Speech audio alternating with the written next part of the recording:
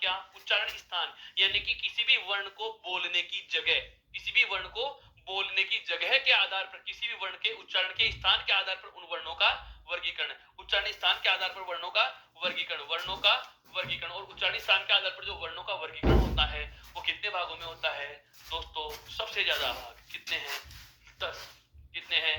10। संख्या ज्यादा है, रटना नहीं है। संस्कृत में आप सुनते भी हैं या बहुत बार आपको पुरानी किताबें या नई किताबों में कई नोट्सों में सुनने को भी मिल रहा है, पढ़ने को भी मिला है, कुहे विसर्जय कंठे इचुयसानाम तालु रिटुरसानाम मूर्धा। एक प्रकार से ट्रिक्स ही मिलती हैं, 100 ट्रिक मिलती हैं। सक्सेस का कोई 100 ट्रिक नहीं होता, हिंदी व्याकरण के संदर्भ में नहीं हो सकता। मैं ये कह सकता हूं कि व्याकरण जो ऐसा विषय है तो विस्तार से ही पढ़ा जा सकता है, क्योंकि व्याकरण क्या होता है, आगमन निगमन दोनों विधियों से समझ सकता है विद्यार्थी। केवल हम निगमन विधि की बात करें कि नियम देते जाओ, उदाहरण देते जाओ तो भी समझ में नहीं आएगी। केवल उदाहरण देते जाओ और नियम बताते जाऊं तो भी आगमन से भी समझ में नहीं आती है। इसमें दोनों चीजें साथ के साथ चलती हैं, ध्यान रखना। जब हम भाषा शिक्षण की विद्या पढ़ेंगे उस समय बताऊंगा आगमन निगमन क्या होती है। फिलहाल हमें इतना सा ध्यान रखना है कि हम किसी 100 ट्रिक का सहारा नहीं लेंगे, उनसे बचेंगे। 100 ट्रिक किसी की बनी बनाई नहीं होती है, खुद की बनानी है। अब वो जो संस्कृत में है, जो हमारी हिंदी में भी चलती है, सूत्र विधि, सूत्र विधि में जो संस्कृत के व्याकरण के नियमों के सूत्र बना दिए गए थे, उन सूत्रों को हम हिंदी में ऐसे कैसे डाल रहे हैं, ये भी हमारी सबसे बड़ी एक भूल होती है। क्यों? हिंदी भाषा स्वतंत्र भाषा है, अपना स्वतंत्र अस्तित्व रखती है, इसका स्वतंत्र व्याकरण है, तो इसको संस्कृत व्याकरण के सहारे से क्यों पढ़ाया जा रहा है? अर्थात मेरा कहने का मतलब यह है कि इनको आप वो जो शॉर्ट्रिक्स के सूत्र होते हैं आपको याद करने के तरीके के लिए बहुत अच्छी बात है, याद है, कोई दिक्कत वाली बात नहीं। लेकिन इनके जो 10 प्रकार है, इनकी थीम क्या है वो थीम समझ में आ जानी चाहिए। अगर वो आपको थीम समझ में आ गई, उसके बाद अगर आप 100 ट्रिक वाले वो जो सूत्र हैं, जो सूत्र विधि में जो सूत्र बने हुए हैं मूल व्याकरण में, आप उन्हें भूल भी जाते हो तो आपको किसी प्रकार की बाधा का सामना नहीं करना पड़ेगा। ये बहुत अच्छे से ये सारी चीज क्लियर हो जाएंगी। तो उच्चारण स्थान के आधार पर जो वर्णों का 10 भागों में वर्गीकरण करने वाले हैं, उससे पहले मैं आपको 2-3 चीजें और बताऊंगा। हम सबसे पहले बात करेंगे उच्चारण स्थान कितने हैं। सबसे पहले बात करेंगे उच्चारण स्थान कितने हैं, और उच्चारण स्थान कितने हैं के साथ साथ उच्चारण स्थान कौन कौन से हैं, उच्चारण स्थान कितने हैं और कौन कौन से हैं उनकी बात कर रहा हूं। ध्यान देना, एक बार मैं इस चीज को हटा करके अलग तरीके से इसको बताऊंगा आपको कि उच्चारण स्थान कौन कौन से हैं। ये चीज हम हटा करके पहले उच्चारण स्थानों के संदर्भ में ही चर्चा करेंगे। उच्चारण स्थान कौन कौन से हैं उसकी हम बात कर रहे हैं। देखो उच्चारण स्थान कौन कौन से हैं, मैं मानव के फेस की आकृति बना रहा हूं, समझो। जैसे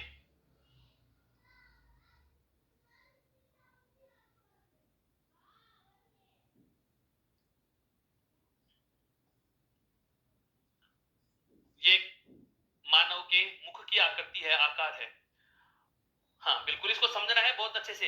यहाँ पर मानव के मुख का आकार समझाना मेरा उद्देश्य नहीं है। हम जो उच्चारण स्थान निकाल रहे हैं, उच्चारण स्थान जो होते हैं वो कैसे बने हैं, उन उच्चारण स्थानों के संदर्भ में हमें बात करनी है कि उच्चारण स्थान कितने होते हैं और कहां कहां से बने, कौन कौन से उच्चारण स्थान है, मैं उसकी बात करना चाह रहा हूं। ध्यान देना कि देखना यह है और महसूस करते चलना है। क्या? जैसे ये होठों के ठीक अंदर वाला भाग जो होता है, यहाँ होते हैं दांत। क्या होते हैं भाई? दंत होते हैं, दांत होते हैं। दंत होते हैं या दांत होते हैं होठों के ठीक अंदर। दांत जिस चीज के लगे हुए होते हैं उस भाग का नाम होता है मसूड़ा। उस भाग का नाम क्या होता है? मसूड़ा होता है। वापस से समझ सकते हैं आप इस चीज को। जो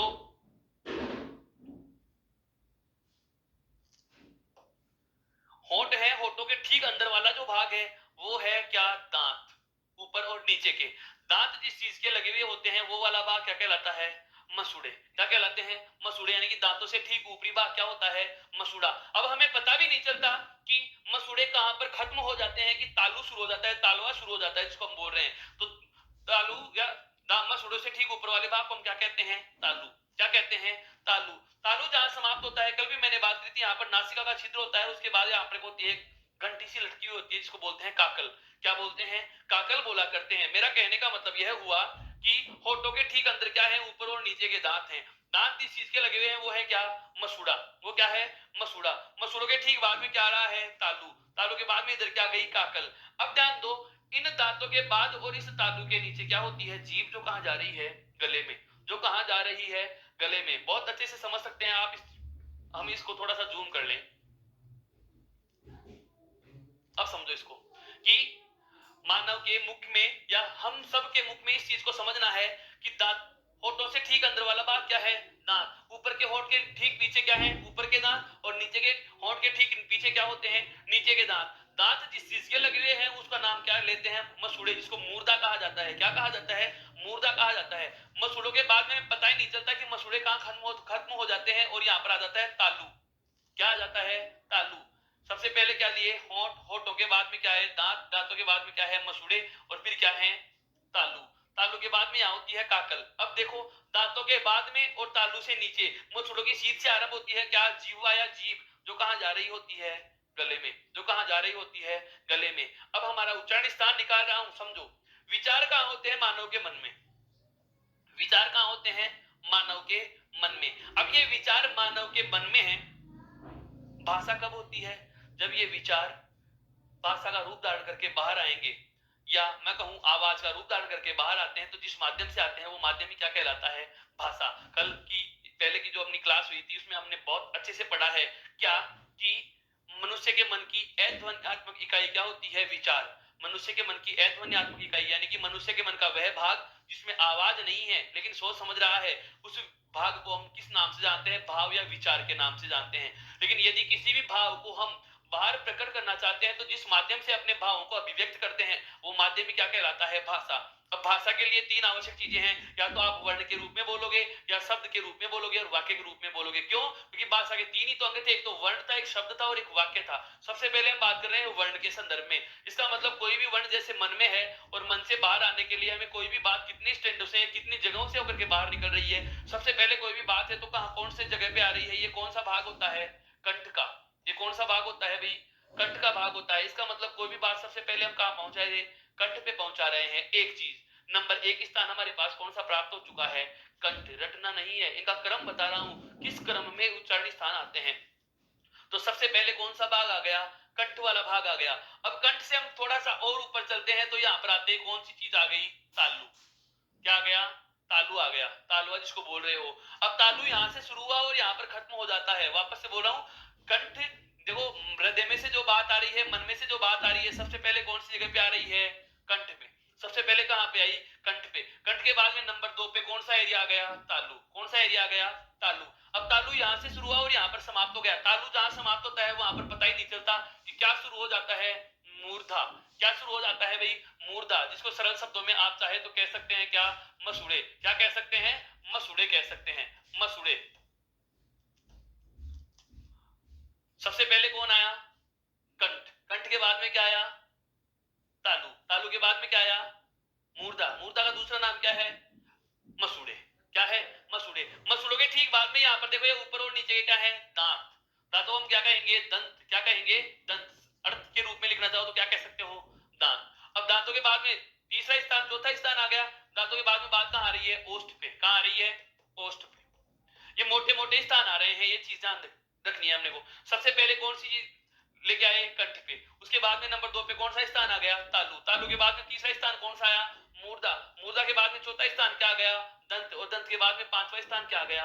ओष्ठ। ये बात आपको बहुत अच्छे से समझनी है। क्यों? हम उच्चारण स्थान निकाल रहे हैं, रटना नहीं है। उच्चारण स्थान हमें समझना है कि क्या कहना चाह रहे हैं। अब इनके मैं नाम उल्लेख कर सकता हूं इसी क्रम में। इसी क्रम में नाम लिखेंगे। जैसे इसके अलावा जैसे बात करें तो है काकल, तो काकल, और ये एक नासिका यानी कि नाक के छिद्र वाले को क्या कहते हैं? नासिका। अब यहां पर मैं नाम लिख रहा हूं, देखो सबसे पहले हमारा जो नाम आया वो क्या आया? कंठ। सबसे पहले जो हमारे पास नाम आया वो नाम कौन सा निकल के आ रहा है? कंठ। कंठ के बाद में जो दूसरा नाम हमारे पास निकल के आ रहा है वो क्या आया है? तालु। दूसरा नाम हमारे पास जो आया वो क्या आया? तालु। देखो सबसे पहला कौन आया? कंठ। क्रम से चलेंगे, सिस्टम वाइज चलेंगे, क्रम से चलेंगे तो नंबर 2 पे कौन सी चीज आ गई? तालु। तालु के बाद में देखो ये तो कंठ, कंठ के बाद में तालु। ये तो कंठ हो गया, कंठ हो गया। कंठ के बाद में नंबर 2 पे कौन आ गया? तालु। नंबर 2 पे कौन आ गया? तालु। तालु के बाद में नंबर 3 पे कौन आ रहा है? मूर्धा। तो अब तीसरा नाम लिख देंगे क्या? मूर्धा। मूर्धा नहीं है, ये मूर्धा है। दे दवात आधा दे धनुष पूरा। अभी हम लिखेंगे इन वर्णों का मानकीकृत रूप जब आएगा तब आपको मैं बताऊंगा कि वर्णों को आधा कैसे लिखा जाता है, कौन सा वर्ण आधा होता है, कौन सा वर्ण पूरा होता है। हमें जैसे दिखने में दिख रहा है कि दे धनुष वाला दे आधा है और दे दवात पूरा है, पर वास्तविकता कुछ और ही है। इसमें यहाँ पर दे दवात आधा है और धनुष पे आ स्वर जुड़ा हुआ है। हाँ बिल्कुल, तो इसकी बात हम आगे करेंगे। तो हमारे पास तीसरा जो पहला तो आया था कंठ, दूसरा कौन सा आ गया? तालु। और तालु के बाद में हमारे पास तीसरी जगह कौन सी आ गई? मूर्धा। तीसरी जगह कौन सी आ गई? मूर्धा। मूर्धा के बाद में हमारे पास चौथा स्थान कौन सा आ रहा है? देखो दांत। नंबर 4 पे मैं नाम लिख सकता हूं क्या? दंत। नंबर 4 पे हमारे पास नाम क्या आ गया? दंत नाम आ गया। दंत नाम के बाद में देखो ये वाला दंत, मूर्धा के बाद में हम कहां गए, दंत तक। ये क्रम चल रहा है। नंबर 1 पे कौन आया, कंठ। नंबर 2 पे कौन आया, तालु। नंबर 3 पे कौन आया, मूर्धा।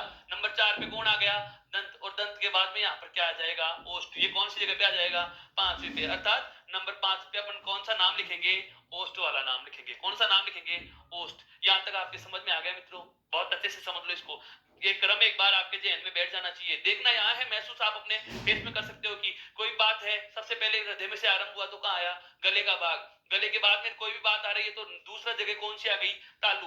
दूसरी जगह कौन सी आ गई, तालु। तालु के बाद में कोई भी बात कहां पहुंच जाएगी, मसूड़ों पे या मूर्धा में। मसूड़ों के बाद में ठीक अगला भाग कौन सा आ रहा है, दंत वाला। और दंत के बाद कौन सा आया, ओष्ठ का। इसके अलावा एक चीज और बच गई हमारे, जो ऊपर है, जो नासिका का छिद्र है, यानी कि छठा स्थान जो होता है वो क्या होता है, नाक या नासिका। छठा स्थान क्या है, नाक या नासिका। यहां तक आपके समझ में आ चुका हो तो आगे से स्क्रीनशॉट ले सकते हैं, आगे बढ़ सकते हैं मित्रों। बिल्कुल, ये उच्चारण स्थान निकालना बताया कि उच्चारण स्थान कौन कौन से हैं। यदि मैं सीधे लिख देता कि उच्चारण स्थान 6 है मूलतः, मूल उच्चारण स्थानों की संख्या कितनी होती है, 6। हिंदी भाषा शिक्षण विधियां, हाँ बिल्कुल, रीट वाले विद्यार्थी, सी टेट वाले विद्यार्थी ये चीज ध्यान में रखना, उच्चारण स्थानों से प्रश्न पूछे जाते हैं। तो उच्चारण स्थान हमारे हिंदी में कौन से आ रहे हैं, मूल उच्चारण स्थान कितने आ गए, 6। कौन कौन से हैं जो आपके सामने हैं और किस क्रम में है वो भी मैंने आपको बता दिया। ये शिक्षण विधियों में अपन बहुत अच्छे तरीके से पढ़ेंगे। फिलहाल हम बात करते हैं उच्चारण स्थान हिंदी व्याकरण के वर्णों के वर्गीकरण के संबंध में, तो इतना हमारे लिए बहुत ज्यादा है, बहुत काफी है। आगे बढ़ सकते हैं क्या इसको, हाँ बिल्कुल, ये 5 स्थान हो गए। अब 5वें स्थानों से हमने 5 नाम प्राप्त कर लिए। कौन कौन से नाम प्राप्त कर लिए, पहला तो हमारे पास क्या आ गया, कंठ। दूसरा क्या आ गया, तालु। तीसरा क्या आ गया, मूर्धा। चौथा क्या आ गया, दंत। पांचवा क्या आ गया, ओष्ठ। और छठा क्या आ गया, नासिका। बिल्कुल, आगे बढ़ सकते हैं। देखो अब आगे की चीज क्या है हमारे पास। जैसे सबसे पहला नाम हमारे पास, जैसे सबसे पहला नाम क्या आया था, कंठ। दूसरा नाम हमारे पास क्या आया, तालु। तीसरा नाम हमारे पास क्या आया, मूर्धा। चौथा नाम हमारे पास क्या आया, दंत। पांचवा नाम हमें क्या मिल रहा है, ओष्ठ। क्या मिला, ओष्ठ। और छठा नाम मुझे क्या मिला, नासिका। क्या मिला, नासिका। अब यहां से हम इनको विशेषण बनाएंगे। जैसे इन शब्दों के विशेषण बनाना चाहें, जैसे जयपुर वाले को जयपुरी कहते हैं, जोधपुर वाले को जोधपुरी कहते हैं, राजस्थान के निवासियों को राजस्थानी के नाम से जाना जा रहा है, भारत देश के वासियों को भारतीय के नाम से जाना जाता है। तो इसी स्थान के आधार पर इनके नाम बनाना चाहें तो ये तो क्या है, स्थान है। ये तो क्या है भाई, स्थान। और ये क्या हो जाएंगे, नाम। ये क्या होंगे, नाम। उच्चारण स्थान और उच्चारण स्थान के अनुसार नाम। जैसे कोई वर्ण कंठ से बोला जाता है, अब यहां से हमारा टॉपिक शुरू हो रहा है। हाँ बिल्कुल, यहां से हमारा बिंदु शुरू हो चुका है। क्या कि जैसे कोई वर्ण कंठ से बोला जा रहा है तो आप उसको कहेंगे क्या, कंठ है। क्या कहेंगे, कंठ है। बिल्कुल, बहुत अच्छे से समझना है इस चीज को। कंठ वाले को क्या कह दिया, कंठ है। हाँ बिल्कुल, आगे आपके दिमाग में अपने आप ही नाम आ गए। तालु वाले को क्या कहा, तालव्य। बहुत अच्छी बात है। मूर्धा वाले को क्या कहेंगे, हाँ बिल्कुल, मूर्धन्य। क्या कह देंगे, मूर्धन्य। और दंत वाले को क्या कहा जाएगा, हाँ बिल्कुल, दंते कहा जाएगा। ओष्ठ वाले को ओष्ठे। ओष्ठ वाले को क्या कहा जाएगा, ओष्ठे। और नासिका वाला क्या कहलाएगा, नासिके। एक बार वापस से मैं दोहरान करना चाहूंगा क्या कि हमारे पास उच्चारण स्थान कितने आ गए थे, 6। उच्चारण स्थान कितने आ गए थे, 6। और उच्चारण स्थानों के अनुसार ही हमने इनके क्या बनाए हैं, नाम बनाए हैं। हमने क्या बनाए हैं, इनके नाम बनाए हैं। जैसे कंठ वाले का नाम क्या बना लिया, कंठ है। मेरा कहने का मतलब यह है कि यदि कोई वर्ण कंठ से बोला जाता है, यदि किसी वर्ण के उच्चारण का स्थान कंठ है तो उसका नाम क्या होगा, कंठ होगा। हाँ बिल्कुल, यदि किसी वर्ण के उच्चारण का स्थान कंठ है तो उसका नाम उस स्थान के अकॉर्डिंग क्या हो जाएगा, कंठ है। यदि किसी वर्ण का उच्चारण स्थान तालु है तो उसका नाम क्या हो जाएगा, तालव्य। यदि किसी वर्ण का उच्चारण स्थान मूर्धा है तो नाम क्या रहेगा, मूर्धन्य। दंत है तो नाम क्या हो जाएगा, दंत्य। ओष्ठ है तो नाम क्या हो जाएगा, ओष्ठ्य। और यदि उसका उच्चारण स्थान नासिका है तो उसका नाम क्या हो जाएगा, नासिक्य। यहां तक समझ में आ चुकी बात। अब बात करते हैं कि 10 प्रकार कौन कौन से हैं, उच्चारण स्थान के आधार पर वर्गीकरण कैसे होता है। आगे बढ़ो। देखो सारणी को हम शुरू कर सकते हैं। जैसे सबसे पहला अपन वर्गीकरण करने के लिए सबसे पहला कॉलम बना लेंगे क्रमांक संख्या का। उसके बाद अगला जो कॉलम आ जाएगा वो आ जाएगा वर्ण। वर्ण में यहाँ पर हम स्वर और व्यंजन दोनों को लिखेंगे। स्वर और व्यंजन दोनों को लिखेंगे। क्यों, क्योंकि हम जो यह वर्गीकरण है इसमें उच्चारण स्थान के आधार पर संपूर्ण वर्णमाला या मैं कहूं हिंदी के वर्णों का वर्गीकरण कर रहे हैं। और जब भी वर्णों के वर्गीकरण का नाम आता है तो हमारे जहन में इतनी बात आ ही जानी चाहिए कि जिसमें स्वर और व्यंजन दोनों की चर्चा की जाए तो समझ लेना चाहिए कि वर्णों का जिक्र किया जा रहा है। अगला जो कॉलम होगा वो होगा उच्चारण स्थान का, कि कौन सा वर्ण कहां से बोला जाएगा। और अंतिम जो होगा वो होगा उच्चारण स्थान के अनुसार इनका नाम। जैसे हमने मूल उच्चारण स्थान 6 निकाले हैं, जैसे कंठ से यदि कोई वर्ण बोला जाएगा तो उसका नाम कंठ्य होगा, तालु से कोई बोला जाएगा तो उसका नाम तालव्य होगा, दंत वाले का नाम दंत्य, ओष्ठ वाले का नाम ओष्ठ्य, मूर्धा वाले का नाम मूर्धन्य, नासिका वाले का नाम नासिक्य। तो इस सारणी को हम भरते चलेंगे और इस सारणी को भरने के लिए भी अपने को कोई सूत्र या किसी प्रकार की कोई शॉर्ट ट्रिक का सहारा लेने की आवश्यकता नहीं है। एक बार इधर ध्यान दें, हम बात कर रहे हैं किसकी, वर्णों का वर्गीकरण। और वर्णों का जो वर्गीकरण कर रहे हैं किसके आधार पर कर रहे हैं, उच्चारण स्थान के आधार पर। किसके आधार पर कर रहे हैं, उच्चारण स्थान के आधार पर। और यहां पर मैं बात कर रहा हूं कि स्वर और व्यंजन दोनों का विभाजन करूंगा, स्वर और व्यंजन दोनों का विभाजन करूंगा। तो जैसे मैं इधर लिख लेता हूं, स्वर और व्यंजन कौन कौन से हैं, क वर्ग है, च वर्ग है, ट वर्ग है, त वर्ग है और प वर्ग है। इसके अलावा एक अपने पास जो लाइन है वो अंतस्थ वाली, और अंतिम जो लाइन आएगी व्यंजनों में वो ऊष्म वाली।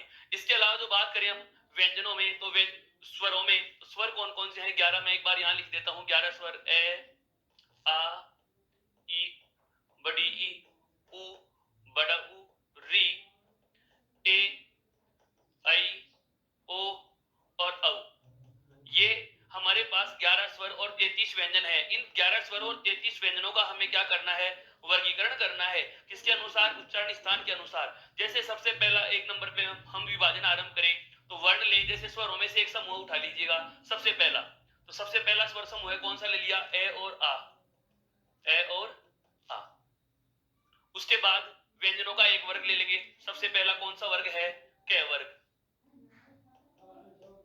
सबसे पहला हमने जो वर्गीकरण आरंभ किया नंबर 1 पे, तो वर्ण कौन से ले लिए, स्वरों में से उठा लिया, किसको, स्वर ए और आ को, एक जोड़ा उठा लिया स्वरों में से। उसके ठीक बाद में हम एक समूह कहां से ले रहे हैं, व्यंजनों का। और व्यंजनों का कौन सा समूह ले लिया, पहला। जैसे पहला जोड़ा स्वरों का उठाया, ठीक उसी प्रकार से पहला जोड़ा ही कहां का लेंगे, व्यंजनों से ले लिया या पहला वर्ग ले लिया, तो ए आ क वर्ग। और इसके अलावा एक हमें वर्ण और लेना है जिसको मैंने अह यानी कि विसर्ग, अयोगवाह वर्णों में 2 वर्ण होते हैं, एक तो होता है अनुस्वार और एक होता है क्या, विसर्ग। तो विसर्ग को भी इसमें शामिल कर लेंगे। अब यहाँ पर ध्यान देने वाली बात क्या है मित्रों, वो सुनो। जब आप संस्कृत के सूत्रों के अनुसार इस चीज का वर्गीकरण पढ़ते हैं, उच्चारण स्थान के आधार पर वर्णों का वर्गीकरण, यदि अपन मूल भाषा या मूल व्याकरण की बात करते हैं तो वहां पर ए आ क वर्ग के साथ विसर्ग और विसर्ग के साथ एक है वर्ण को भी शामिल किया गया है। लेकिन एनसीईआरटी हिंदी ने इस है वर्ण का उच्चारण स्थान अपने आप में अलग बता दिया, अतः हम यहाँ पर है को शामिल नहीं करेंगे। कुछ एक मेरे मित्र ये सोच रहे हैं कि यहाँ पर है भी लिखा जाएगा। हमें सूत्रों में या मूल भाषा की व्याकरण में जब उच्चारण स्थान के आधार पर वर्णों का वर्गीकरण पढ़ने को मिलता है तो प्रथम में ए आ क वर्ग और विसर्ग के साथ है को भी शामिल किया जाता है, लेकिन यहाँ पर है को विसर्ग यहाँ शामिल नहीं करेंगे, इसे पूर्णतः अलग ही रखा जाएगा, क्योंकि इसके लिए एक अलग से उच्चारण स्थान भी है, उसका नाम भी होगा जो अभी आ जाएगा। पहले इतना ही ध्यान रखना है। अब हमारे पास नाम आ गया, वर्णमाला आ गई कि स्वर भी आ गया है, व्यंजन भी आ गया है। अगला वर्ण आता है क्या, अगला वर्ग आता है क्या, कि उच्चारण स्थान कौन सा होगा। तो प्रथम लाइन स्वर की में से प्रथम समूह उठा लिया और प्रथम वर्ग व्यंजनों का ले लिया। तो पहला उच्चारण स्थान कौन सा था, वापस से मैं दौरान करना चाहूं उच्चारण स्थानों का। तो पहला उच्चारण स्थान तो कौन सा है, कंठ।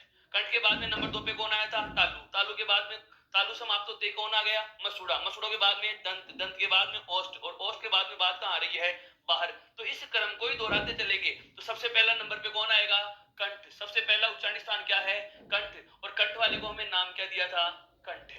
कंठ वाले को हमने नाम क्या दिया था, कंठ। मेरा कहने का आशय यह है कि स्वरों का पहला समूह है ए आ, और उसके बाद में क वर्ग और उसके बाद में विसर्ग। ये तीनों के तीनों जिसमें अयोगवाह ध्वनि विसर्ग, क वर्ग संपूर्ण और ए और आ स्वर समूह है, कहां से बोले जाते हैं, कंठ से बोले जाते हैं। और इनको क्या कहा जाता है, कंठ्य वर्ण कहा जाता है।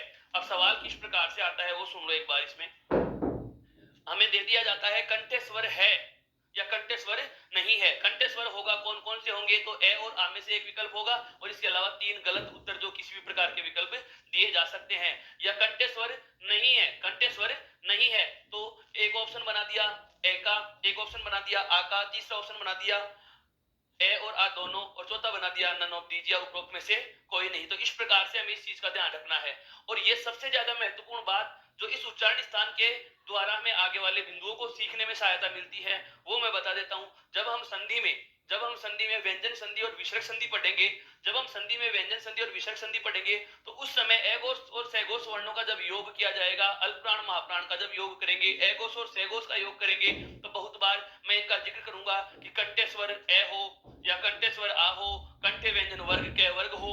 तो इस प्रकार से इन चीजों का हमें ध्यान रखना है। उसके बाद में दूसरा उच्चारण स्थान ले रहे हैं दोस्तों। दूसरे उच्चारण स्थान के लिए देखो, सबसे पहले क्या लिखेंगे? स्वर।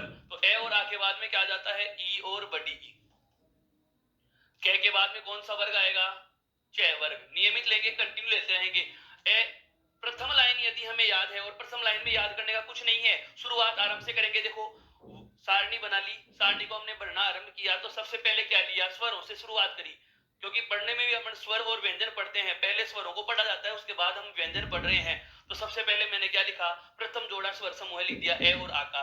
उसके बाद व्यंजनों का एक वर्ग लिख दिया, और अंतिम वर्ण क्या लिख दिया, या अंतिम स्वर ध्वनि मैंने क्या लिख दी? विसर्ग की जो अयोगवाह ध्वनि होती है।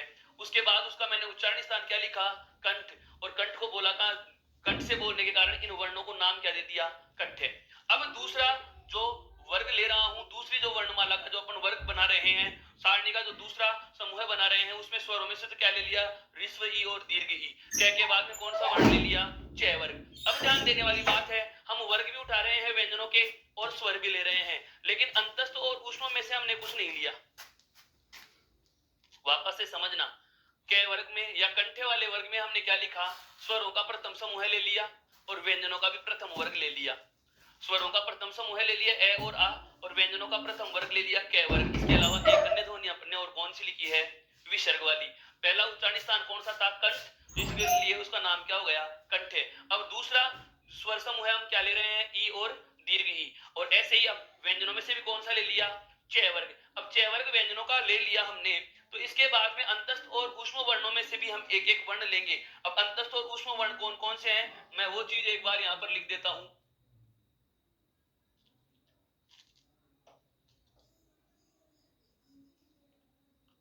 अंतस्थ और ऊष्म में कौन कौन से आएंगे, उनका ध्यान देखें एक बार। अंतस्थ में आता है य, रे, ले और वे। य, रे, ले और वे। और ऊष्म वर्ण है अपने पास से, मूर्धन्य से, दंत्य से और है। वापस से समझिए, जो व्यंजन वर्णों का वर्गीकरण हमने किया था, तो 5 वर्गों के बाद अंतिम वाली 2 पंक्तियां हमने एक तो अंतस्थ के नाम से जानी थी और एक ऊष्म के नाम से जानी थी। वर्गीकरण में ध्यान दें, वर्णों में से हमने स्वरों में से तो क्या उठा लिया? ई और बड़ी ई। उसके बाद में व्यंजन वर्ग कौन सा ले लिया? के बाद में च वर्ग। यहां पर कौन कौन से वर्ण उठा लेंगे? अंतस्थ का य और ऊष्म का श। अर्थात यहां लिख दिया जाएगा य, और य के बाद में एक पहला से। अंतस्थ में से भी पहला वर्ण ले लेंगे, और उसमें से भी पहला वर्ण ले लेंगे। दूसरा उच्चारण स्थान हमारे पास कौन सा था? तालु। और तालु से बोले जाने के कारण इसका नाम क्या हो जाएगा? तालव्य। क्या नाम हो जाएगा? तालव्य। उसी क्रम में हमें चलना है। उसके बाद में नंबर 3 पे देखो, ई और बड़ी के बाद में स्वर समूह कौन सा आएगा? ऊ और बड़ा ऊ। अब इससे ठीक पहले वाली क्लास में हमने पढ़ा था, जब स्वरों का वर्गीकरण मैंने आपको बताया था कि ऊ, बड़ा ऊ, ओ और औ, ये 4 स्वर होते हैं जो वृत्ताकार स्वर होते हैं, ओष्ठ आकृति को गोल कर देते हैं। इन स्वरों के उच्चारण में होठों का आकार गोल होता प्रतीत होता है। अर्थात हम ये कह सकते हैं कि ऊ और बड़ा ऊ जब उच्चारित किया जाता है, ऊ और बड़ा ऊ जब उच्चारित किया जाता है, तो हमारे ओष्ठ क्रियाशील होंगे। अर्थात मेरा कहने का मतलब यह है कि ऊ और बड़ा ऊ ओष्ठ स्वरों में गिने जाएंगे। ऊ और बड़ा ऊ कौन से में आएंगे? ओष्ठ में। इसका मतलब यहाँ ऊ और बड़ा ऊ को शामिल न करते हुए आगे वाला स्वर समूह उठाएंगे, कौन सा? री। अर्थात तीसरी पंक्ति में जो स्वर लेंगे वो कौन सा लेंगे? री। और च के बाद में व्यंजनों का वर्ग कौन सा आएगा? ट वर्ग। ये के बाद में क्या आता है? रे। और से के बाद में कौन सा से आएगा? षटकोण वाला से। और तीसरा उच्चारण स्थान क्या था? मूर्धा। और मूर्धा को हम क्या कह देंगे? मूर्धन्य। मूर्धा से बोले जाने वाले वर्णों को हम क्या कहेंगे? मूर्धन्य। ये 3 कॉलम हमारे बन चुके हैं।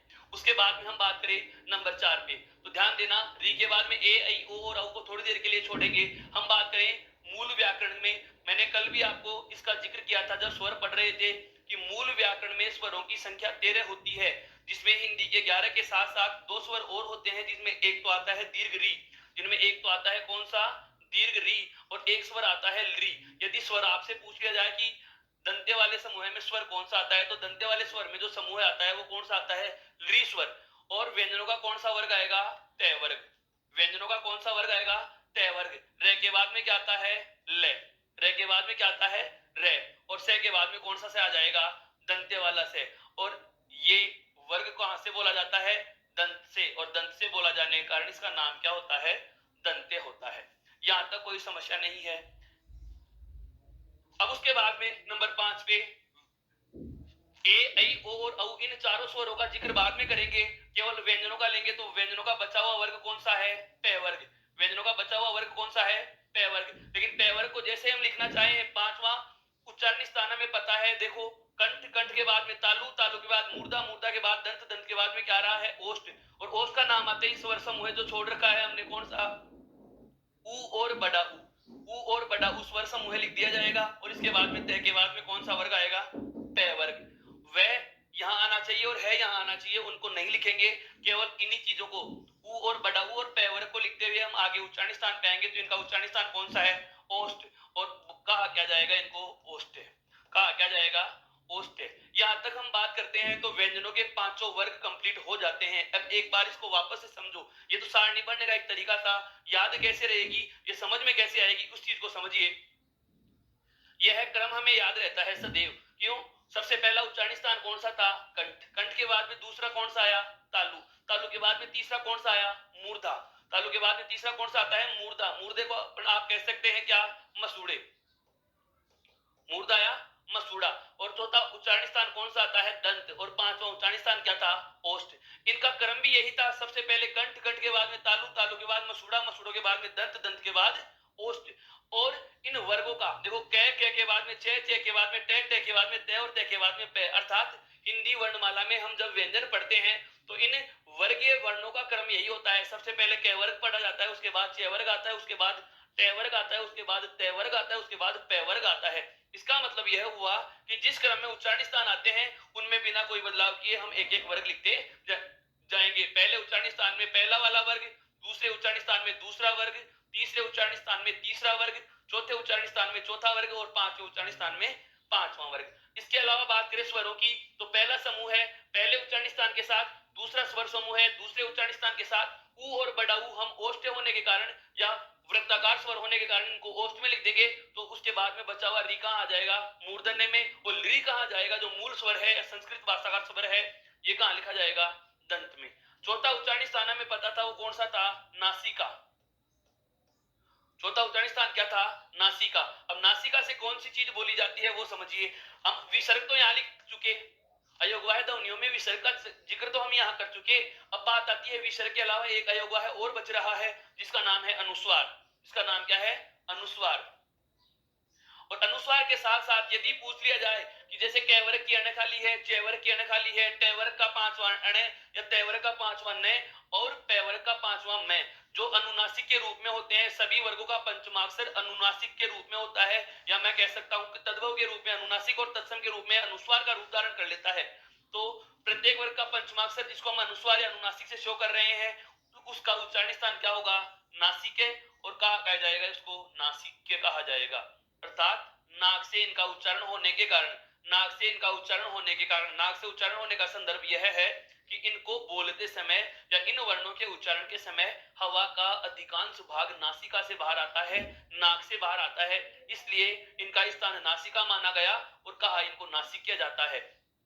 तो ये 6 मूल उच्चारण स्थान तो समाप्त हो चुके। अभी तक हमें उच्चारण स्थानों का पता भी यही था। इसके ठीक पहले हमने जब उच्चारण स्थानों के बारे में बात की थी तो मैंने यही बताया था कि सबसे पहले कंठ आता है, उसके बाद तालु आता है, उसके बाद मूर्धा आता है, उसके बाद दंत आता है, दंत के बाद ओष्ठ, और ओष्ठ के बाद में हम कौन सा ले लिए, नासिका।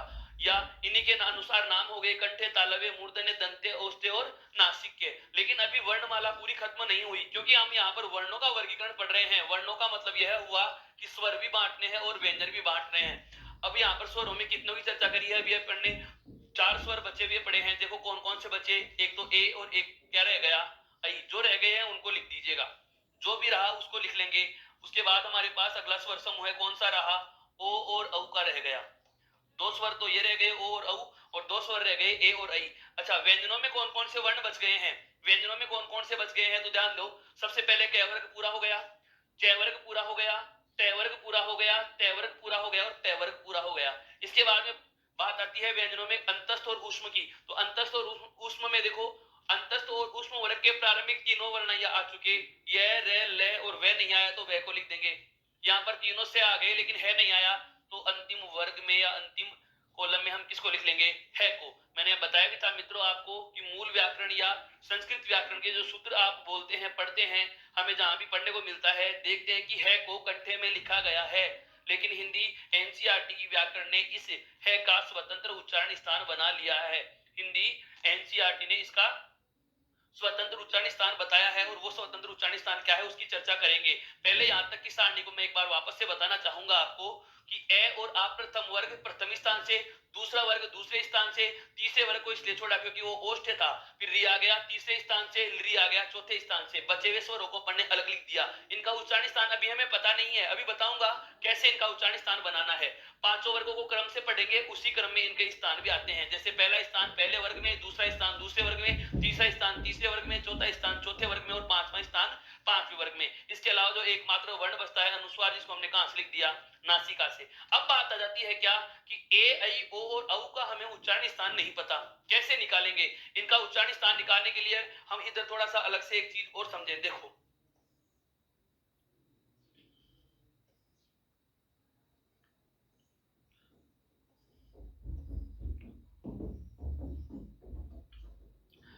हमने कल पढ़ा था, जब स्वरों का वर्गीकरण मैंने आरंभ किया था, मात्रा के आधार पर जब स्वरों का प्रकार में बांट रहा था, उस समय मैंने आपको एक बात बताई थी, ए आई ओ और औ, ए आई ओ और औ ये चारों के चारों स्वर संयुक्त स्वर होते हैं। ए आई ओ और औ ये चारों के चारों क्या होते हैं? संयुक्त स्वर होते हैं, अर्थात इनके निर्माण में किसका योगदान होता है? ए का योगदान होता है। अब बात करते हैं इन चारों जो संयुक्त स्वर हैं, जिसमें सबसे पहले आता है आपका ए का निर्माण होता है ए और ई के जुड़ने से। जो गुण स्वर है ए का निर्माण होता है ए और ई के जुड़ने से। अब ए और ई के जुड़ने से ए का निर्माण होता है, तो मैं ये कह सकता हूं कि नहीं, ए की मात्रा और ई की मात्रा जोड़ लेंगे तो हमें एक मात्रा का पता चल जाएगा।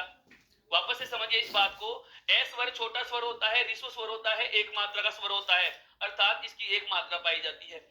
ई स्वर जो होता है वो भी एक मात्रा का स्वर है, अर्थात छोटा स्वर है। मेरा कहने का आशय यह हुआ कि इसकी भी एक ही मात्रा मानी जाती है। तो एक की मात्रा कितनी होती है? आप कह दोगे सर दो होती है।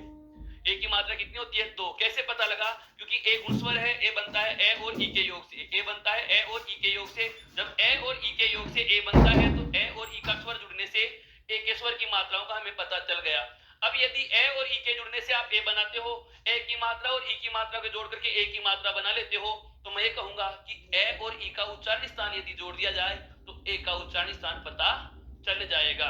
समझ में आई बात? वापस से समझना, ए और ओ है, इन दोनों का हमें उच्चारण स्थान नहीं पता, लेकिन हमें यह पता है कि ए और ओ गुण संधि के स्वर हैं, गुण स्वर हैं, संयुक्त स्वर हैं, और इनका निर्माण होता है जैसे ए बनता है ए और ई के जुड़ने से। जब ए और ई जुड़ती है तो ए बनता है। कल मैंने आपको जब मात्रा बताई थी उस समय भी एक बात बताई थी कि केरल लिखने के लिए के ऊपर एक ही मात्रा लगाते हैं, जबकि वास्तव में इसकी मात्रा दो होती हैं। जब दो मात्राएं क्यों होती हैं, इस चीज का स्पष्टीकरण देने के लिए मैंने आपके कल सामने स्पष्ट किया था कि ए स्वर और ई स्वर के जुड़ने से बनता है ए स्वर। ए की मात्रा होती है एक, छोटी की मात्रा भी होती है एक। जब ए और ई के जुड़ने से ए बनता है, तो ए की मात्रा और ई की मात्रा को जोड़कर आप ए की मात्रा बना सकते हो। अब हम ए और ई को जोड़ करके ए की मात्रा बना सकते हैं, तो इन दोनों का उच्चारण स्थान जोड़ के ए का स्थान भी तो बना सकते हैं। अब हमें पता भी है कि ए का उच्चारण स्थान क्या है? कंठ। ए का उच्चारण स्थान क्या है भाई? कंठ है। जैसे ये रहा, ए का उच्चारण स्थान क्या है? कंठ। और छोटी का उच्चारण स्थान क्या है? तालु। तो कंठ और तालु क्यों जोड़ा? क्योंकि ए बराबर क्या होता है? क्योंकि ए बराबर क्या होता है? ए प्लस ई। ए बराबर क्या होता है? ए प्लस ई। जब ए और ई के जुड़ने से गुण संधि में ए बनता है, तो इन दोनों का स्थान जोड़कर हम इसका स्थान निकाल सकते हैं। तो ए का स्थान है कंठ, ई का स्थान है तालु। ए और ई का स्थान जोड़ने से जो हमें स्थान प्राप्त होता है कंठ प्लस तालु, तो नाम हो जाएगा इसका कंठ तालव्य। इसका नाम क्या हो जाएगा? कंठ तालव्य। यहां तक समझ में आया?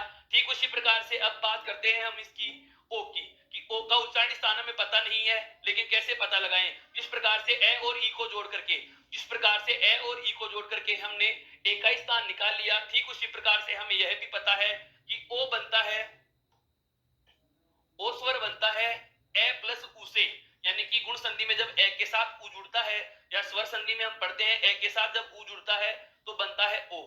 क्या बनता है? ओ। ए और उ की मात्रा को जोड़ करके हम ओ की मात्रा बता सकते हैं। जैसे ए की मात्रा एक होती है और ओ की मात्रा भी एक होती है, तो अर्थात इन दोनों की मात्राओं को जोड़ते हैं तो ओ की मात्रा कितनी हो जाती है? 2। इसी प्रकार से इन दोनों स्थानों को जोड़ दिया जाए, ए का स्थान और उ का स्थान जोड़ दिया जाए तो ओ का स्थान हमें प्राप्त हो जाएगा। यहां पर मैं इसको लिख सकता हूं कि ओ बराबर होता है ए प्लस उ। ओ बराबर क्या होता है? ए प्लस उ। और ए और उ का स्थान हमें पता है, जैसे ए का स्थान क्या होता है? कंठ। ए का स्थान क्या है? कंठ। उ का स्थान क्या है? अभी हमने पढ़ा है ओष्ठ। क्या है? ओष्ठ। तो ओ का स्थान क्या हो जाएगा? कंठोष्ठ। क्या हो जाएगा? कंठोष्ठ। बहुत कठिन नहीं है ये चीज, इसको हमें समझना है, इसको हमें समझना है। कंठोष्ठ।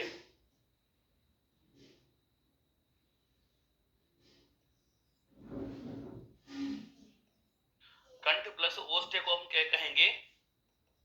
कंठोष्ठ।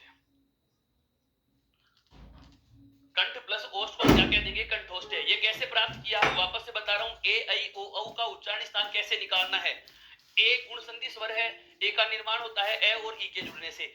अब ए और ई को जोड़ने से बनता है ए, ए की मात्रा और ई की मात्रा जुड़ने से बनती है ए की मात्रा, यानी कि ए की कितनी स्वर होते हैं? एक। ये एक मात्रिक स्वर है, मूल स्वर है, एक मात्रा वाला स्वर है। छोटी ई भी एक मात्रा वाला स्वर है, तो जब एक मात्रा और एक मात्रा को जोड़ेंगे तो दो मात्रा, अर्थात ए की कितनी मात्राएं होती हैं? 2। ऐसे ही ए और ई को जोड़कर ए की मात्रा बना सकते हैं, तो ए और ई का स्थान जोड़कर ए का स्थान भी बना सकते हैं। हमने यही किया है। क्या? कि ए का स्थान कंठ होता है, छोटी ई का स्थान तालु था, ए और ई को जोड़ करके हमने क्या बना लिया? क्या? कंठ तालु, अर्थात कहा क्या उसको? कंठ तालव्य। ठीक उसी प्रकार से ओ बनता है संधि में ए के साथ जब उ जुड़ता है तब क्या बनता है? ओ।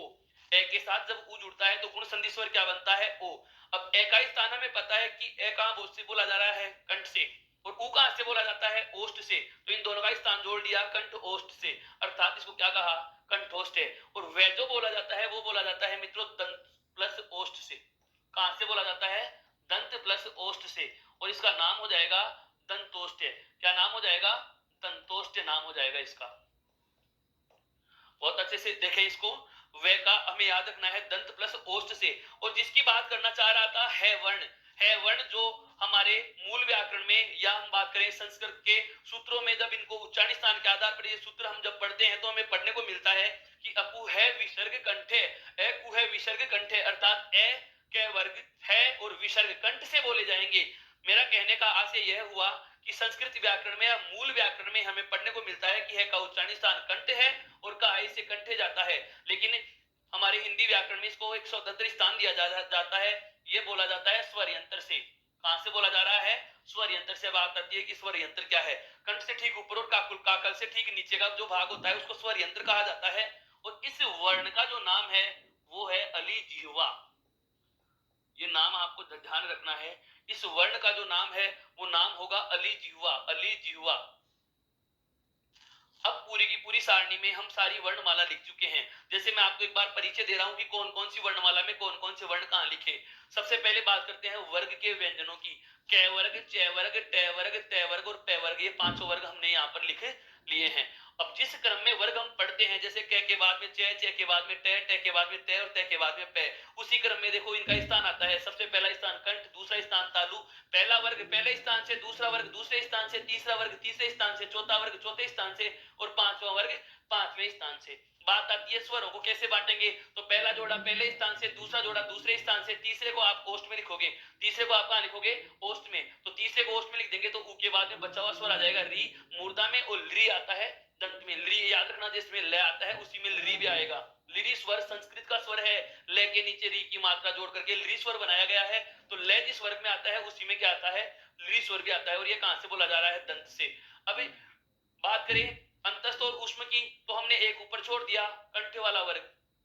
एक नीचे छोड़ दिया ओष्ठ वाला वर्ग, तो कंठ और ये ओष्ठ वाला वर्ग छोड़ करके इन पांचों में बीच के तीन में इन तीनों को क्रम से लिख देंगे, ये रे ले और से।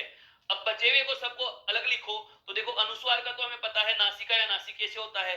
अब स्वरों में क्या बचा, ए ऐ ओ और औ, तो हमने पता लगा लिया कि ए का स्थान ए और ई को जोड़कर, उ का स्थान ए और उ को जोड़कर, वे का स्थान दंत प्लस ओष्ठ और है को बोला जाता है स्वर यंत्र से, या हम कहें कंठ और काकल के बीच वाले भाग से सबसे ज्यादा क्रियाशील, और इसको नाम क्या दे दिया गया, अलिजिह्वा।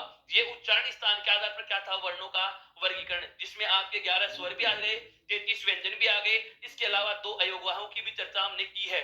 जैसे एक तो ये रहा अनुस्वार, और यहाँ पर लिख दिया है मैंने कौन सा, विसर्ग, यहाँ पर लिख दिया है मैंने कौन सा, विसर्ग। अब आपके जहन में एक सवाल और उठ रहा होगा कि सर आपने स्वरों के साथ जो वर्ण स्वर नहीं है पढ़े जाते हैं 11 के अलावा जो 2 हैं जिनको अयोगवाह कहा जाता है, उनका स्थान तो आपने बता दिया, लेकिन व्यंजनों के साथ जो संयुक्त अक्षर पढ़े जाते हैं उनका स्थान आपने अभी नहीं बताया है, तो उनका स्थान भी हम निकाल सकते हैं। उनका स्थान निकालने का एक तरीका बता देता हूं आपको मैं। हालांकि ऐसे प्रश्न पूछे नहीं जाते, फिर भी यदि पूछ लिया जाए कि संयुक्त अक्षरों का उच्चारण स्थान से संबंधित कोई सवाल आ जाता है, तो आपको घबराने की जरा भी आवश्यकता नहीं है। देखो कैसे उनका उच्चारण स्थान निकालोगे। उनका उच्चारण स्थान निकालने से पहले हमें यह पता होना चाहिए कि ये बनते कैसे हैं। जैसे एक का उदाहरण लेकर के हम देखते हैं, उसके बाद में पहले उनके टुकड़े समझेंगे संयुक्त अक्षरों के, उसके बाद उनका उच्चारण स्थान समझ में आएगा। जैसे बात करता हूं क्षय, यह एक उच्चारण स्थान है। अक्षय का हमें उच्चारण स्थान पता लगाना हो, क्षय संयुक्त अक्षर का हमें उच्चारण स्थान पता लगाना हो, तो पहले हमें पता होना चाहिए कि क्षय संयुक्त अक्षर है। संयुक्त का मतलब क्या हुआ, ऐसा कोई भी वर्ण जिसमें 2 व्यंजन और 1 स्वर जुड़े हुए हो, कम से कम 3 वर्णों के योग से बन रहा है। देखो कैसे, क्षय में है क, उसके बाद में षटकोण वाला से, और उसके बाद में क्या है। अब मित्रों एक बात आपको और ध्यान रखनी है, अब हमें यह पता चल चुका कि कौन सा से कहां से बोला जा रहा है। जैसे ये से शंकर वाला से बोलते हैं, कहां से बोला जा रहा है, तालु से। षटकोण वाला से जिसे बोलते हैं वो कहां से बोला जा रहा है, मूर्धा से। और ये स्लेट वाला से जिसको बोलते हैं, ये कहां से बोला जा रहा है, दंत से। हिंदी वर्णमाला के सभी वर्णों के आगे कौन सा प्रत्यय जोड़ के उच्चारित किया जाता है, कार प्रत्यय जोड़कर उच्चारित किया जाता है। कौन सा प्रत्यय जोड़ा जाता है, कार। जैसे कैसे, यह क्या है, क कबूतर नहीं है, ये क्या है, ककार, ये क्या है, चकार, ये क्या है, टकार, ये क्या है, तकार, और ये क्या है, पकार।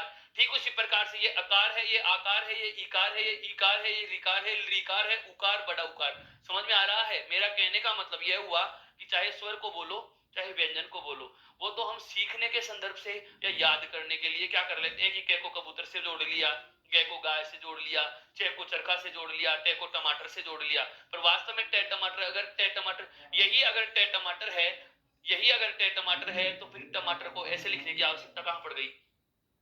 इसका मतलब टमाटर तो यह है, ये तो क्या है, टैवर्ण। और टैवर्ण के साथ हमें क्या जोड़ना है, कार प्रत्यय, अर्थात इसको कैसे बोलेंगे, ये क्या लिखा हुआ है, टकार, ये क्या है, टकार, ये क्या है, अकार, ये क्या है, चकार, ये क्या है, पकार। मेरा कहने का मतलब यह हुआ कि चाहे कोई सा भी वर्ण हो, चाहे वो स्वर हो, चाहे वो व्यंजन हो, उन सब के आगे हमें कौन सा प्रत्यय जोड़ के उच्चारित करना है, कार प्रत्यय जोड़कर उच्चारित करना है। जैसे यह भी सकार है, यह भी सकार है और यह भी सकार है। कौन सा सकार है, तो इनको इनके उच्चारण स्थानों के साथ जोड़ेंगे। जैसे यह तालु से बोला जाता है तो इसे कहेंगे तालव्य सकार, यह मूर्धा से बोला जाता है तो इसे कहेंगे मूर्धन्य सकार, और यह दंत से बोला जाता है इसे बोलेंगे दंत्य सकार। ये नाम दोस्तों इसलिए आवश्यक हैं कि जब हम संधि में से वर्ण बदलेंगे, विसर्ग का आदेश रूप से में करेंगे, तो सत्व विसर्ग संधि जहां बनती है उस समय मैं यही कहूंगा कि जैसे तालव्य एगोस के साथ यदि विसर्ग का योग हो रहा है, या विसर्ग तालव्य एगोस वर्णों के साथ यदि जोड़ रहा है, योग कर रहा है, तो विसर्ग अपने आप को तालव्य सकार में बदल लेता है। तालव्य सकार का मतलब क्या होगा, यह से शंकर वाला से। मैं कहूंगा यदि विसर्ग के बाद में मूर्धन्य एगोस टेट है या मूर्धन्य से का योग होता है, तो मूर्धन्य सकार में बदल जाएगा। मूर्धन्य सकार का मतलब क्या होगा, षटकोण वाला से। और जब दंत्य का नाम लेता हूं तो वहां पर आएगा कौन सा, स्लेट वाला से। सकार सकार सकार, और कौन सा सकार, तालव्य सकार, मूर्धन्य सकार और दंत्य सकार। ये मैंने क्यों बोले, क्योंकि इनको उच्चारण स्थानों के अनुसार संबोधित करेंगे। वजह क्या है वो सुन लो। ये तीनों एक समान तरीके से उच्चारित होने वाली ध्वनियां प्रतीत होती हैं, बल्कि इनका उच्चारण एक समान नहीं है। हम अज्ञानतावश तीनों को से बोलते हैं, से। हम चाहे श की बात करें, चाहे श की बात करें और चाहे से की बात करें, इन सभी वर्णों को दंत्य से की तरह उच्चारित कर देते हैं। यह हमारी भूल होती है। हम अशुद्ध बोलेंगे अशुद्ध सीखेंगे, शुद्ध बोलेंगे शुद्ध सीखेंगे। मेरा कहने का मतलब यह हुआ कि जब हमें से शंकर वाला से बोलना हो तो उसके लिए हमें बोलना होगा तालव्य से, और आगे कौन सा प्रत्यय जोड़ना है, कार। तो लाइन क्या हो जाएगी, तालव्य शकार। ये कौन सा है, मूर्धन्य शकार, और ये क्या है, दंत्य सकार। ये कौन सा है, दंत्य सकार, अर्थात इसका उच्चारण करते समय जीभ दांतों के पास आती है, इसके उच्चारण में जीभ मसूड़ों के पास जाती है, और इसके उच्चारण में जीभ कहां जाती है, तालु के पास चली जाती है। अब बात आती है क्या, कि जो संयुक्त अक्षरों का उच्चारण स्थान हम निकाल रहे थे, जो संयुक्त अक्षरों का उच्चारण स्थान निकाल रहे थे, तो उस उच्चारण स्थान को हम कैसे पहचान पाएंगे, कौन से संयुक्त अक्षर का उच्चारण स्थान क्या होता है। तो उस चीज को समझने के लिए मैंने उदाहरण लिया है कौन सा, क्षत्रिय वाला श, कि इस श का हमें उच्चारण स्थान पता नहीं, लेकिन हमें इसका विभाजन पता है कि इसका टुकड़ा होता है क के बाद में षटकोण वाला स, यानी कि मूर्धन्य सकार, और स में क्या जुड़ा हुआ है। अब हमें यह पता चल चुका कि क्षत्रिय वाला जब श संयुक्त अक्षर है, इसमें क और स ये दो तो है व्यंजन, और एक क्या जुड़ा हुआ है, स्वर। जब दो व्यंजन और एक स्वर के योग से कोई वर्ण बन रहा है तो उसे संयुक्त अक्षर कहते हैं। अब संयुक्त अक्षरों का उच्चारण स्थान कैसे निकालेंगे, जैसे हमने यहाँ पर क्या किया था, ए का स्थान निकालने के लिए हमें पता था कि ए बनता है ए और ई से, तो इन दोनों को जोड़ करके ए का स्थान निकाला था। वही प्रक्रिया यहाँ भी दोहराएंगे कि हमें पता है क्ष बनता है क से और ऐसे, तो इन तीनों को जोड़ करके इसका निर्माण किया जा सकता है। तो इन तीनों के स्थानों को जोड़ करके इसका स्थान भी प्राप्त किया जा सकता है। जैसे क कहां से बन रहा है, बोला जाता है कंठ से। मूर्धन्य सकार कहां से बोला जाता है, मूर्धा से, और ए कहां से बोला जाता है, कंठ से। तो इसके उच्चारण स्थानों का योग, इसके उच्चारण स्थानों के योग का जो क्रम होगा वो क्या क्रम हो जाएगा, जिस क्रम में जुड़ रहे हैं उसी क्रम में इनके उच्चारण स्थान लिखेंगे। जैसे सबसे पहले कौन सा वर्ण आ रहा है, कंठ का, उसके बाद में कौन सा वर्ण आ रहा है, मूर्धा, क्योंकि सकार कौन सा होता है, मूर्धा से, और उसके बाद में ए कहां से बोला जा रहा है, कंठ से। तो इस क्षय का उच्चारण स्थान क्या हो गया, कंठ मूर्धा कंठ।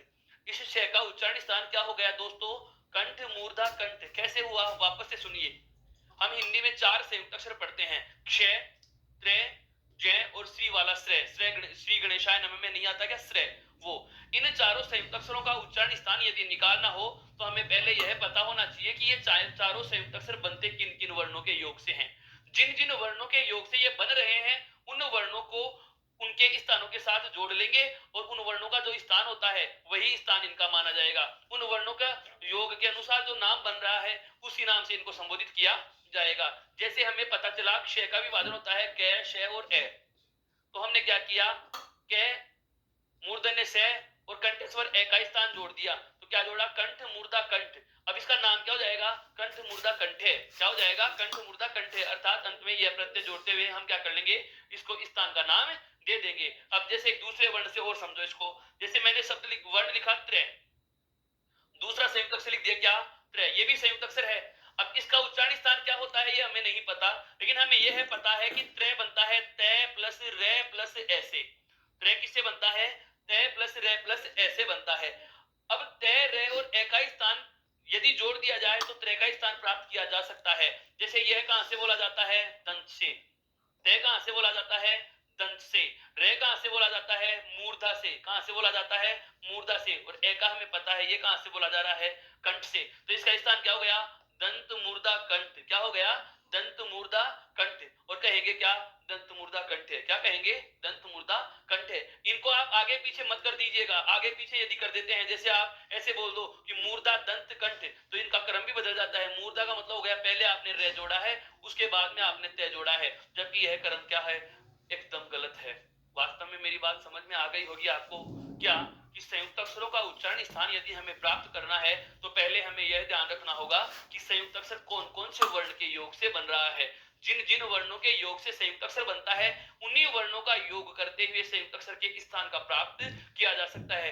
जिन जिन वर्णों के योग से संयुक्त अक्षर बनते हैं उन उन वर्णों को उन वर्णों के स्थानों को जोड़कर संयुक्त अक्षर के स्थान प्राप्त किए जा सकते हैं। और यह तरीका हम यहाँ से निकाले हैं। कहां से निकाले हैं, जहां से हमने ए और ओ का स्थान प्राप्त किया था। एक बार इस पूरी सारणी को वापस से देख सकते हैं, 1 मिनट के लिए इसका स्क्रीनशॉट भी ले लें। जैसे मैं फटाफट से इसको दोहराऊं, शीघ्रता से इसका एक बार वापस से रिवीजन करें। बहुत महत्वपूर्ण सारणी है ये, बहुत ही ज्यादा। हिंदी का वर्गीकरण या हिंदी वर्णमाला के जो वर्गीकरण की बात आती है तो वर्गीकरण में सबसे ज्यादा महत्वपूर्ण सारणी है ये दोस्तों।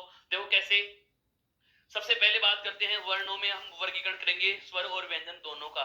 जब केवल स्वरों का जिक्र हो तो स्वर की बात की जाएगी, व्यंजन का जिक्र हुआ तो व्यंजन की बात की जाएगी। लेकिन यदि आपके सामने जिक्र किया जा रहा है कि वर्ण, वर्ण का मतलब यह होता है कि स्वर और व्यंजन दोनों, क्योंकि हमें पता है कि वर्ण के दो भाग होते हैं, स्वर और व्यंजन। अब इन दोनों को एक शब्द में बोलेंगे तो किस नाम से संबोधित किया जाएगा? वर्ण के नाम से संबोधित किया जाएगा। अब हमने इसमें बांटा कैसे? हमें पांचों मूल उच्चारण स्थानों का पता था, इनका क्रम पता था कि सबसे पहले कंठ है, उसके बाद में तालु है, उसके बाद में मूर्धा है, उसके बाद में दंत है, उसके बाद ओष्ठ है। तो हमने उसी क्रम में वर्गों को लिख दिया, स्वरों के समूह को लिख दिया, और एक नीचे दोनों ये छोड़ते हुए बीच में हमने अंतस्थ और ऊष्म को लिखा है, और उन्हीं के अनुसार ये प्रत्यय जोड़ते हुए इनके स्थानों को हमने क्या कर लिया है? वर्गीकृत कर लिया है। ये था उच्चारण स्थान के आधार पर वर्णों का वर्गीकरण, जो मोटे मोटे कितने प्रकारों में होता है? 10 प्रकारों में। इसके अलावा संयुक्त अक्षरों का भी मैंने आपको बता दिया है। हालांकि पूछा नहीं जाता है, इस प्रकार के प्रश्न अभी पूछे भी नहीं गए हैं कि कौन से संयुक्त अक्षर का उच्चारण स्थान क्या होगा। लेकिन यदि पूछ लिया जाए, क्योंकि परीक्षा में हम ये तो नहीं कह सकते कि आज तक पूछा नहीं गया तो पूछेगा भी नहीं, ऐसा तो हो नहीं सकता। हाँ बिल्कुल, यही तो आपके जहन में सवाल आता है कि सर आज तक नहीं पूछा गया, लेकिन प्रश्न तो परीक्षा में रिपीट होने का दौर है ही नहीं, इसका मतलब प्रश्न तो नया ही आएगा। नया क्या आ सकता है? नया क्या पता अब की बार आपके पेपर में यही आ जाए, अब की बार आपके पेपर में यही आ जाए। इस चीज का हमें थोड़ा सा ध्यान रखना है, और ये टुकड़े भी हमें पता रहने चाहिए, क्योंकि हम आगे एक बिंदु पढ़ने वाले हैं, शब्दकोश का साहित्यीकरण, या हम कह सकते हैं साहित्य कोश में शब्द ढूंढना। कैसे हम हिंदी माला वर्णमाला की डिक्शनरी या हिंदी के शब्दकोश में किसी शब्द का अर्थ निकालना हो, तो जैसे अंग्रेजी डिक्शनरी में तो हम अंग्रेजी के शब्दों के प्रथम नाम के या प्रथम लेटर के अनुसार, स्पेलिंग के प्रथम लेटर के अनुसार नाम निकाल लेते हैं, लेकिन हिंदी वर्णमाला में यदि किसी शब्द का अर्थ ढूंढना हो तो उसे ढूंढने का क्रम क्या होगा, उस पर भी हम बात करने वाले हैं।